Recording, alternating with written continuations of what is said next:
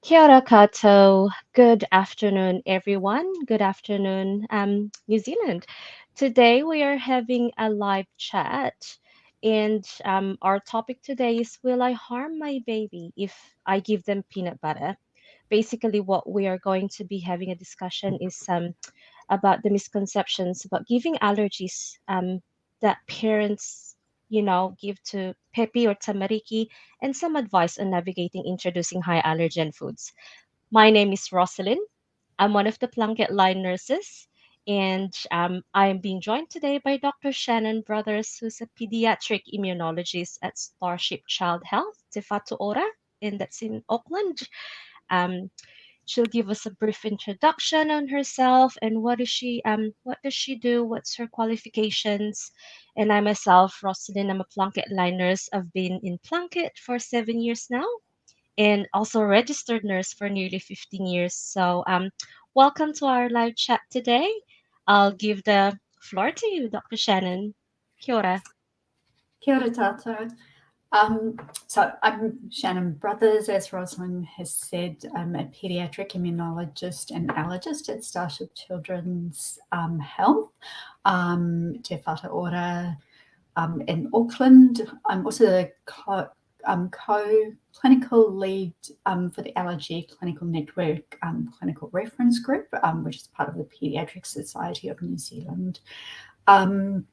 I have been working in my role at Starship since 2007 and trained in pediatrics through Starship, and then completed some of my speciality immunology allergy training in Newcastle in the UK, not Newcastle in Australia. And I have two children. A 17-year-old who's finishing school this year, who has no allergies, and a 14-year-old who's in year 10, who is cashew and pistachio nut allergic and has celiac disease and has asthma, and a 9-year-old dog called Milo, who the door was closed, so he probably won't appear. That's perfect. Thanks, Dr. Shannon. All right. So I think just giving you a bit more, guys, of an overview of what we will be talking about today. So I guess it's, what's food allergy and how is it different from food intolerances? What are the key foods that can cause an allergy? And why is it important to introduce these foods before 12 months of age? Evidence-based practice, and all of those sorts of things. Now, feel free to pop through your questions. It'll be on the comments section. We will endeavor our best to answer your questions. And if ever we cannot, you guys know that you can ring PlunketLine anytime at 0800 933 922. So, Shannon, you've been involved in networks of education and around allergies in children. What led you down to this path of study and work? And I know you've mentioned you've got a daughter as well who's had celiac and allergy. Was that part of your interest in allergy, or? So interesting question, because no, I'd already started down this area of specialization when I had my first child, who has no allergies at all. And it's just an area that really interested me. There's so much we don't know in the field of allergy, and things are evolving and changing. And advice is evolving and changing alongside that in terms of evidence base, and it's there's a very high need, and it's very interesting. It's a very interesting field to be involved in. Absolutely. And I think, as a registered nurse, we also get quite a few, calls and questions about allergies. Like with one of my callers earlier, food intolerances and allergies. It's widely discussed nowadays. But what's actually the distinction between those two? What's an allergy and what's an intolerance per se? Yeah, that's a really good question. So food allergies are where our immune system mistakes something that should be harmless, so in this case of food, Mm, and mistakes it for a threat and results in an allergic reaction. And when that happens, the immune system makes IgE antibodies, and they mm, result in the symptoms of an allergic reaction, which occur really quickly. Within minutes, can take up to 1 to 2 hours, but usually it's pretty immediate. mm, And they can include things like hives. And if people don't know what hives look like, they are sort of like raised white lumps with redness around them. They look a little bit like mosquito bites. mm, So they're different to eczema. So hives, swelling, vomiting, less commonly anaphylaxis. Um, and that's because that immune system's mistaken that harmless food for the threat, develop these IgE antibodies, and then when it sees that that food causes that immediate reaction. Um, Food intolerances are sometimes confused with or mislabeled as food allergies. Um, mm, they don't involve the immune system. They involve usually the digestive system often, and symptoms might include tummy pain or bloating or being gassy, mm, diarrhea, rashes, um, and I think so. They don't involve any IgE is the important thing. So unlike IgE antibody food allergy, food mm. intolerances don't involve IgE, and they also don't cause severe allergic reactions as a result. So they don't cause anaphylaxis. Another point just to mention is that minor redness around the mouth Mm. that a lot of our babies get when they're eating foods Yes. is due to irritation and not usually an allergic reaction to that food. Babies love to use foods as a cosmetic product, don't they, and smear them all around. Yeah, yeah, that's true. Um, and it's also good to know, like, is this allergy like properly diagnosed? Because when it comes to diagnosing, um, do they diagnose food allergy at a particular age, Shannon, or has it So we been can known? diagnose food allergy at any age, Okay. and I guess if there's any concern about is this food allergy or intolerance, firstly, Mm, obviously PlunketLine are a fantastic resource, but also it's best to seek advice from the baby's doctor. mm, If there's any uncertainty about why your baby's developing vomiting or skin rashes or is gassy or just to check if there are other reasons not intolerance related, for one thing, mm, um, and and to see to check if the baby has, for example, actually got IgE mm. mediated food allergy based on the symptoms described. Photos are really useful as well. Um, Good. yeah. That's good, good, good. Perfect. Thank you. And you've touched a little bit of as well, Shannon, on how, how people can tell the difference between an allergy and an intolerance. So that's really great, great advice. And the common symptoms of each. Now, usually here in New Zealand, what do we think are the most common food allergies or allergies that affects our tamariki in Aotearoa? Mm. Um, so firstly, food allergy is really common. So that's a really good question in terms of what are the most common food allergens. So it occurs in around, and this will surprise a lot of people, up to about 10% of infants, about 4 to 8% of children, tamariki, and about 2% of adults in Australia and New Zealand. Um, and our most common foods that we see in our clinic at Starship are um, egg, peanut, milk, tree nuts, and then some of the others wheat, sesame, soy fish, shellfish, but those top four tend to be our most common food allergens Mm. And in our pēpi. yeah, thank you. Um, and how can parents easily identify these foods? Like, do they have any alternative names that we should be on the lookout for in our grocery Yeah, shops daily? So, labeling is thankfully changing. It's not mandated currently, but will be from 2026. And also to change labeling to be easier to read in terms of allergen labeling. It stands for the Food Safety for Australia and New Zealand. Amended what they call the code, the Food Safety Code, in February 2021.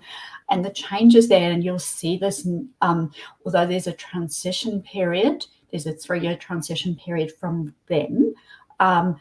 Most people will have seen the changes when they read ingredients labels now. So it has to be in a specific format, will have to be, and most manufacturers have already changed in a specific format, and it will be regulated that it needs to be simple, plain English and bold, and must be displayed. Most people will see that manufacturers have changed already to having bolded separate allergen statements, and with that they have to use specific wording.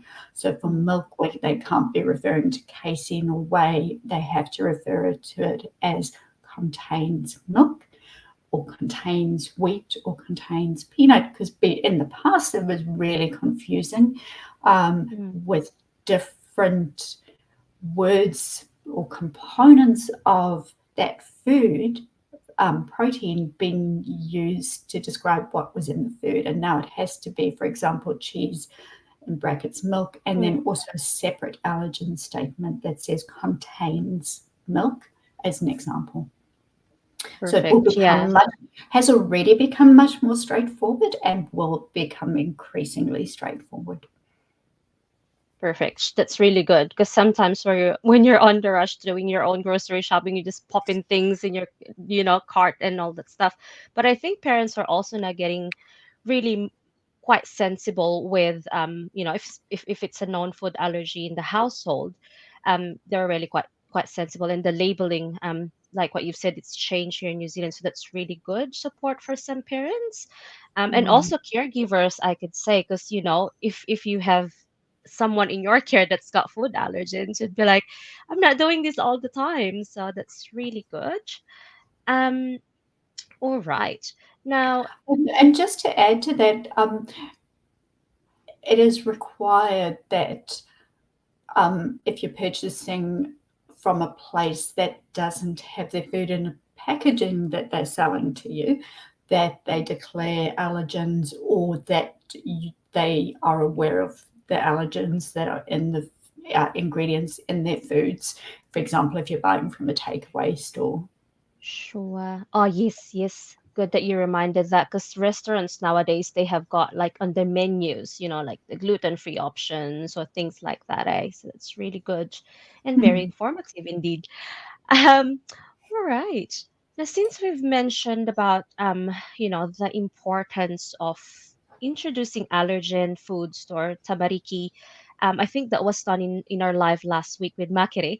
Um, and Dr. Rebecca Thompson. But why is it so important to try these allergens or food allergens in those first 12 months in baby's life? Some parents would feel quite anxious about giving them food allergens when they're under 12 months.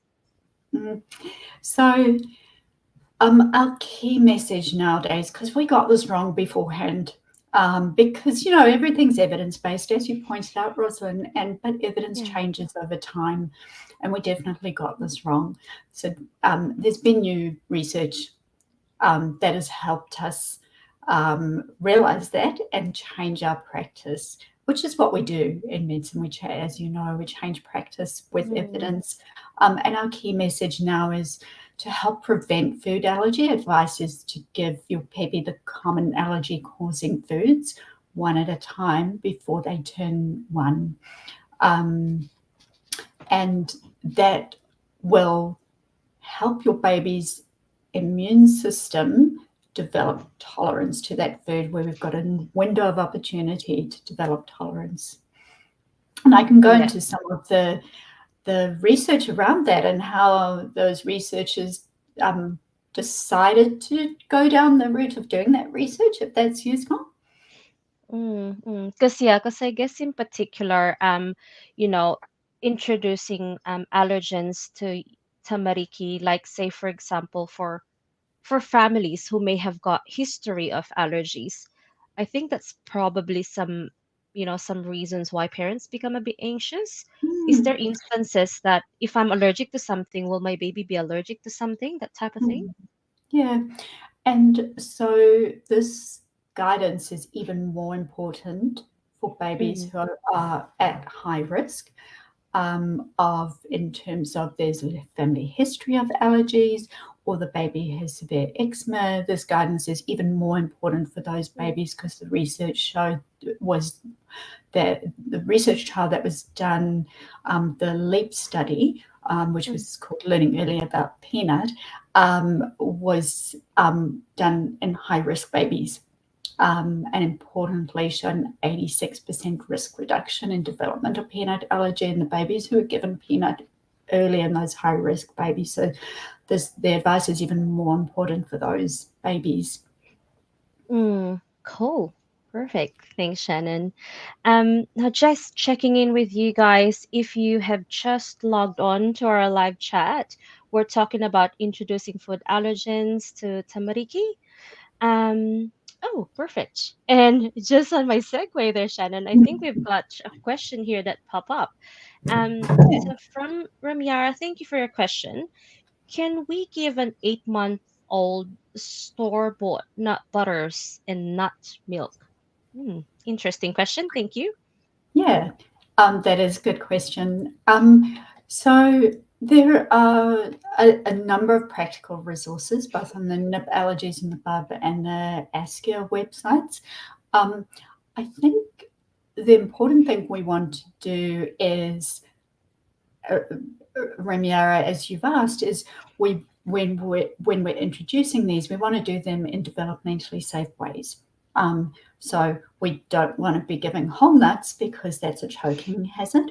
Mm, And so children under 5 should only be given peanut or tree nuts as a smooth nut butter or paste, or nuts ground up into a powder or flour. And so the store-bought nut butters are very helpful.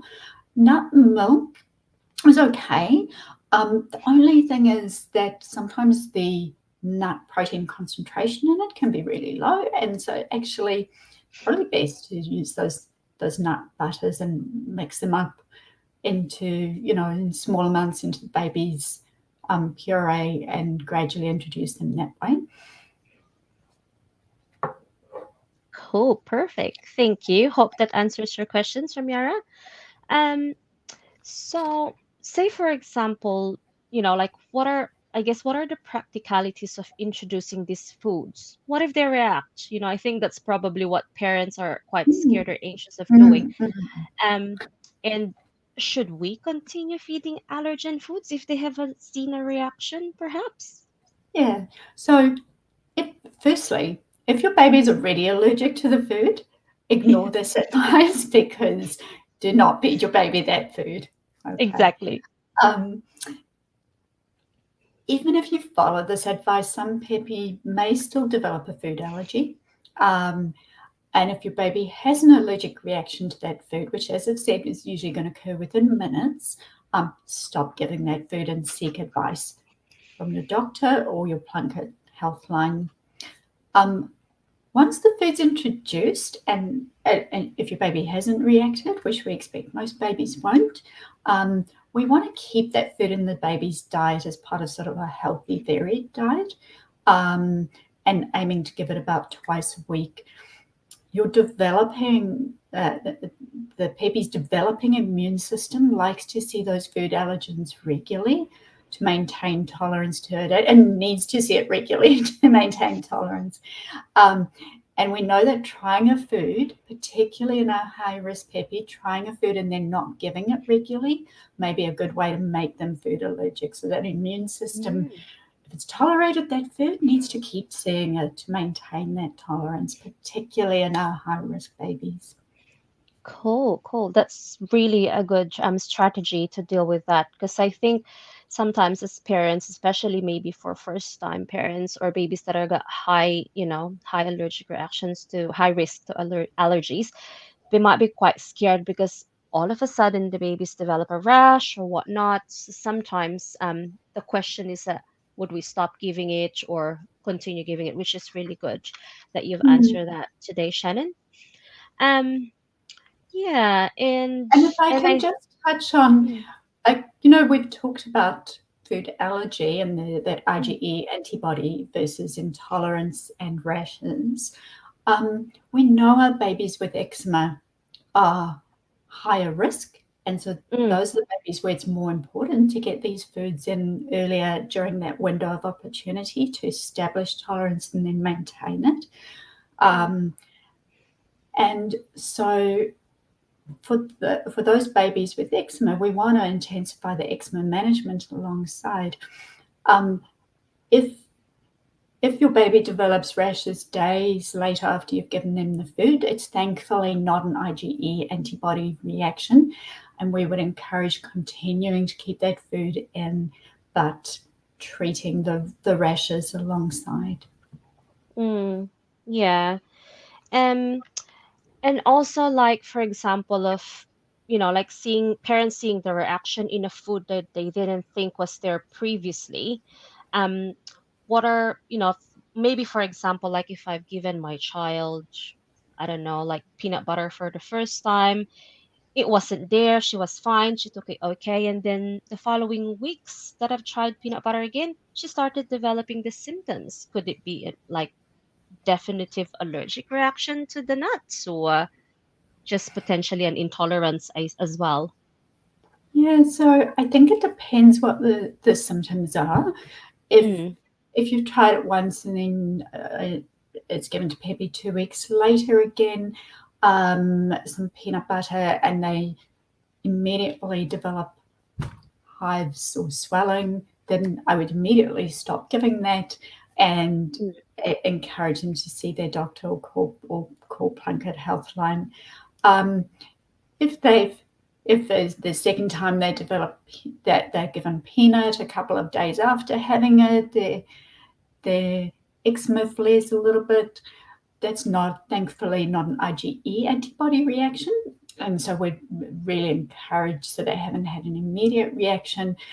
We're talking mm, about a high risk baby where we want to avoid development of peanut allergy, which is something they'll be stuck with long after their eczema has resolved. And so we would encourage continuing to give peanut in that situation, but not in the situation where there's been an immediate reaction. mm. Okay, okay. Now, I think Shannon, we've also got a question here from Linda. Thanks, Hmm. Linda, for this question. Says everyone I have talked to has said you have to do BLW. I'm not sure if that's below. I don't feel comfortable doing it. Will this affect my baby in any way? Yeah, that's a great question, Linda, and it's reasonable to feel uncomfortable.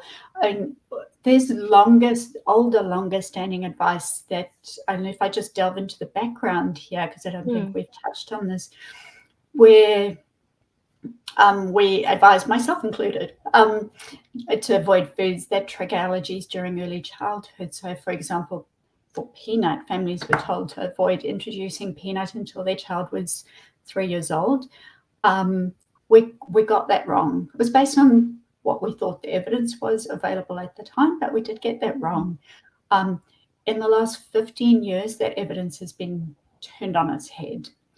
And we now know there's this window of opportunity to promote tolerance mm, with early introduction of allergenic foods. So the downside might be that we're missing that window of opportunity.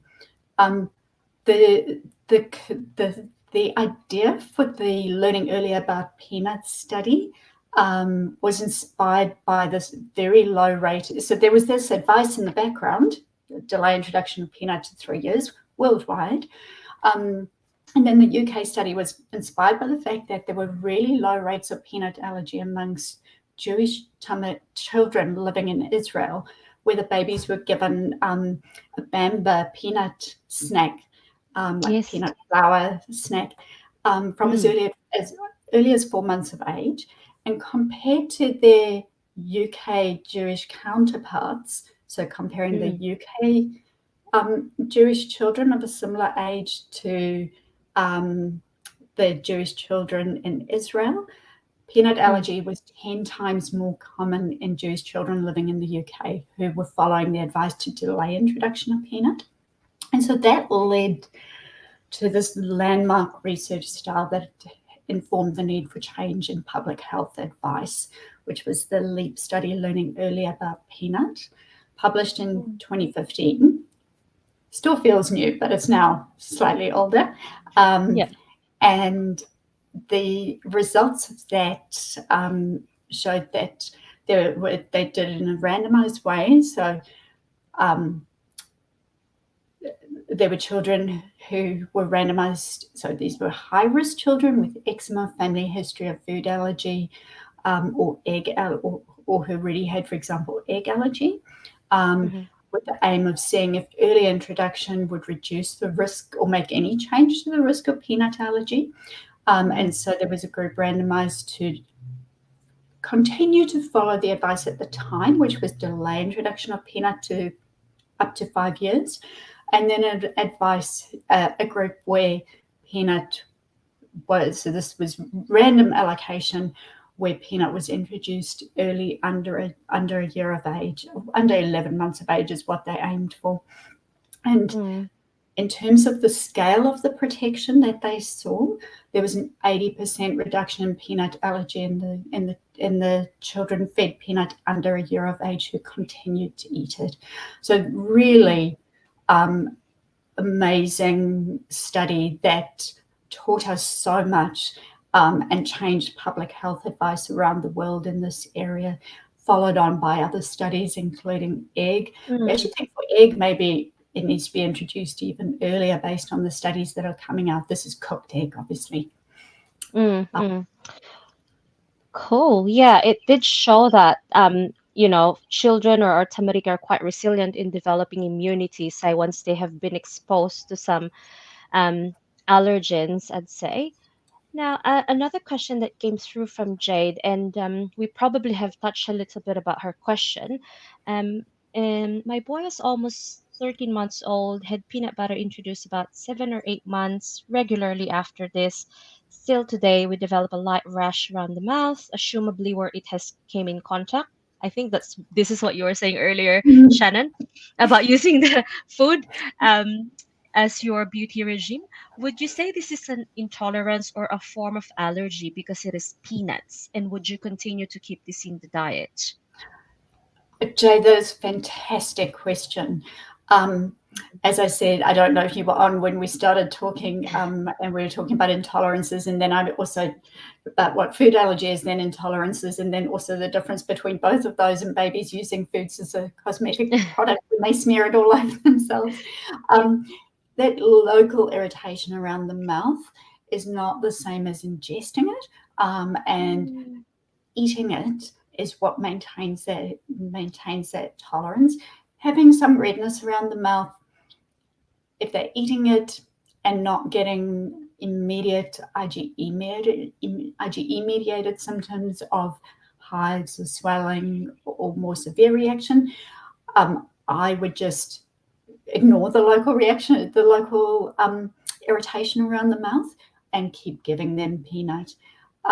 It's really important, since your pēpi's already tolerating peanut, to keep it in the diet, Mm. because as we talked about, baby's immune system needs to keep seeing that allergen in the gut. It's really important that Mm. it's in the gut and not on the skin. Um, and so one of the things, also just digressing a little bit, is that we definitely recommend not trying foods on the skin first. If you're anxious about giving peanut early, you can rub a small amount on the inside of the lip so that it's going into the gut. Rubbing foods on the skin is probably the best way that we can contribute to development of food a food allergy. One of the best ways you can, for example, make a mice food allergic is to rough their skin up, give them eczema, and then rub food onto that irritated eczematous skin. That's one of the best ways. That's how we make mice. Well, I say we. I don't do lab research, but it's one of the best ways you can make mice allergic to food, and then do studies on food allergy in them. So we definitely don't recommend rubbing food on skin.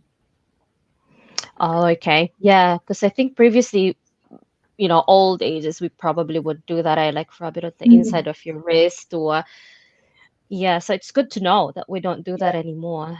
Yeah. I know there's another question Jade was asking, but it's similar in terms of that Skin. irritation around the mouth. Is if they put a barrier, we sometimes suggest putting a barrier cream on around the mouth.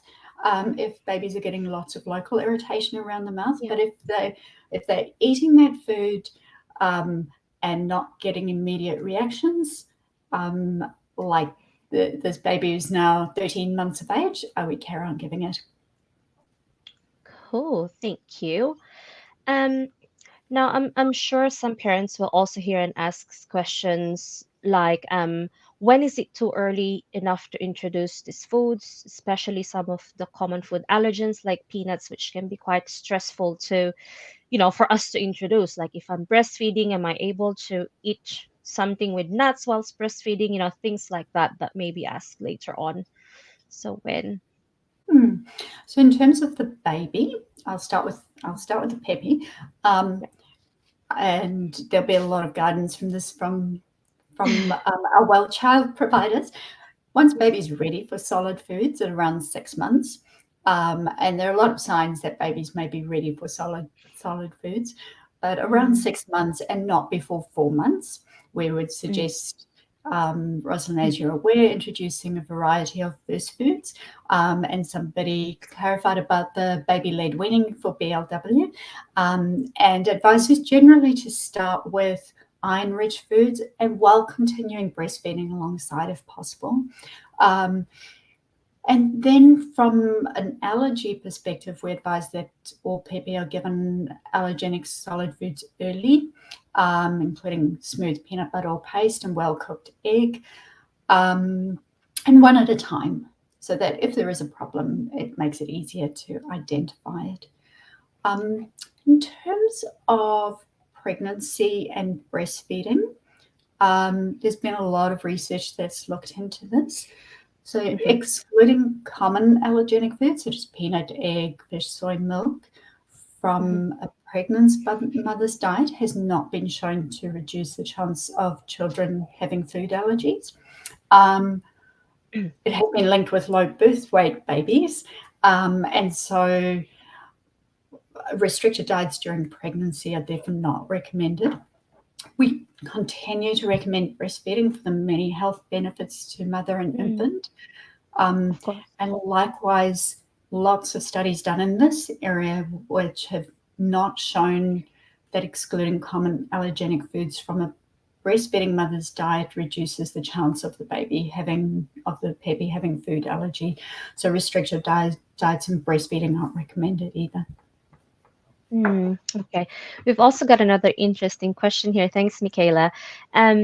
So we were talking about the testing earlier, I guess, not putting testing allergies to the skin.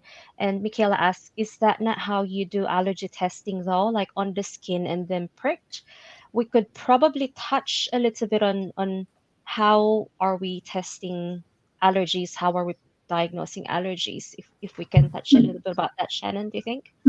Yeah, great question, Michaela. Yes, so if we think a pēpi or tamariki have had a food allergic, an IgE-mediated food allergic reaction, you're absolutely right.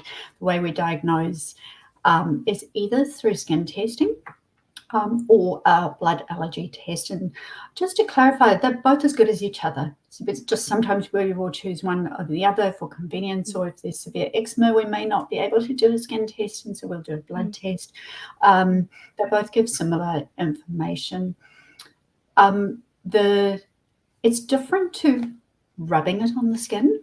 like Mm. rubbing it into eczematous areas on the skin. Again, I'll come back to that in terms of my own child, who's going to blame me forever for having a cashew allergy, but I'll come back to that.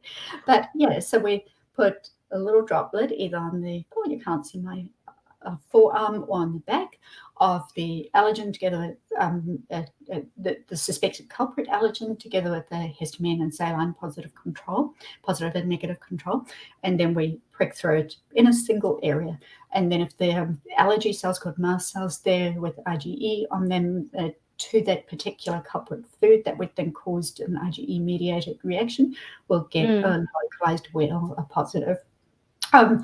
Going back to rubbing food on skin, so my own daughter had my now 14-year-old daughter's persistent cashew and pistachio allergy, had eczema, and I ate a lot of cashew and peanut with both my children. One has no food, when I was pregnant and breastfeeding, both my children, one has no food allergy, one doesn't. But I remember eating some cashew, putting on some emollient on the youngest daughter's skin, and then going, oh, she's covered in hives, where I had touched. And I'd probably been doing that quite a bit in terms of accidentally rubbing food on her skin. Is a really great way to make somebody food allergic, unfortunately.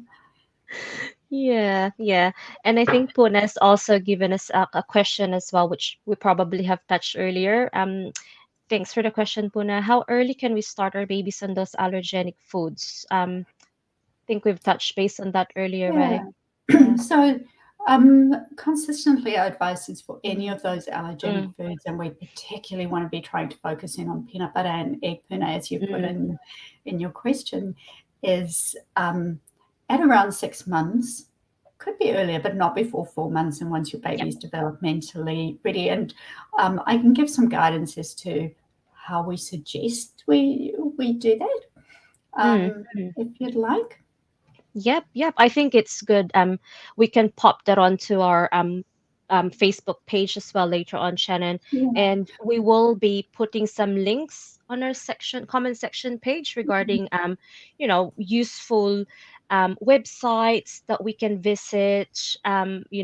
How are we going to be managing this? But it's really great, guys, that you've been popping through these questions for us today. Um, And so, yeah. just to go back to that, in terms of practicalities and those resources will say similar things, that the foods a baby eats will be smooth and without lumps. Yes. We suggest mixing a small amount of the common allergy-causing food with fruit or vegetable puree or an iron-fortified baby cereal. So an example might include hard-boiled egg yolk mashed into pureed vegetables, or diluting a smooth peanut paste with water and then stirring it into pureed food or the cereal that the baby already likes. I would say start with a small amount to begin with. Like maybe a quarter of a teaspoon mixed into the usual foods, as I said, and making it smooth if your baby's still on smooth food, into the usual foods they like. And if there's no allergic reaction, then the next time gradually increase the amount you mix in, like half a teaspoon of that smooth peanut butter. And as I said earlier, if you're really anxious about it, you can rub a small amount on the inside of the lip to start with before you mix them in. And importantly, that advice is recommended for all babies with eczema, of a family member with food allergy or eczema, or have a high chance of developing food allergy themselves. And so this advice is even more important for them. Good. Perfect. That's really good. And glad that you've reiterated that putting the food allergen inside the mouth, not like on any parts of your skin, which they probably will do anyways, even if we don't do that. So great. Now, have we got a few more questions popping through? What? I think we have pretty much sort of. If you want, I could also talk about a little bit about what causes one person to develop food allergy and not Yeah. another. Um, Yeah. Yeah. and there's a lot we don't understand about, you know, this. And Research. I see it in my own family. I have one daughter who's Yeah. no allergies at all, and another who has multiple Yeah. allergies, only two food allergies, but multiple allergies. Mm. And there's a lot that we don't understand, but almost certainly, if we look at global studies, it's mixed of modernized lifestyle and environmental factors interacting with genetics. It's no Mm-hmm. single trigger factor, unfortunately, but one of the things we do know, but we don't know how to address it in terms of on a practical level yet, excuse me, is that the gut microbiome seems to be absolutely key. And that's why that susceptibility to changes in lifestyle and environmental factors. Mm. We've got about 100 trillion microbial cells in they colonize our body, and they're we used to think of them as bad, but actually they're really good microbes. And changes in Mm. that microbiome um, in terms in combination with genes and changes in environmental conditions are important. And it's really important for us to have a healthy and diverse gut microbiome. There are factors that contribute to that and factors that disrupt that, so that either cause good eubiosis or dysbiosis. And the crucial period is that first 1,000 days from pregnancy through to the first few years after life, where we want the baby to have a diverse gut microbiome. Mm. And as I said, there are various factors that I've looked in, various factors that contribute. Mm. But for example, spontaneous delivery is helpful because that way you have protective microbes given to the baby.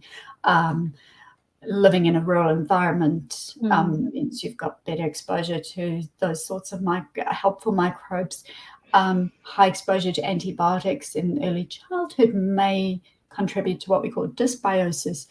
But the problem with all of this is that we understand that microbiome is key, but all the Mm. studies that have looked at this in terms of giving probiotics or prebiotics or symbiotics to pregnant or breastfeeding mothers and to pēpi have been disappointing. They showed some benefit for eczema, but have not shown any benefit for food allergy.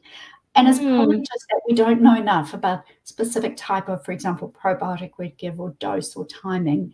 Mm. And so we can't currently recommend for or against any of that in pregnancy or breastfeeding. But what we can recommend for hapu mothers is a healthy, balanced diet rich in fiber, vegetables, Mm. fruit for pregnant and breastfeeding mothers. Cool. I think we've got a bit of a follow-up question from Michaela.